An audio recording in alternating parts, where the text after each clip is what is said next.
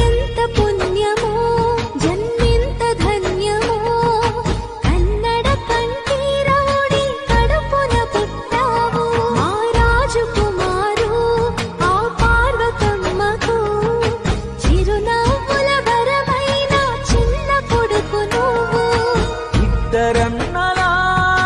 ముద్దుల తమ్ముడివై శివన్న రాఘవేంద్రలను మురిపించావు ఆడి పాడే వయసులోనే నాన్న బాట నడిచి నటుడయ్యా వెండి తెరన నవ్వులు పంచావు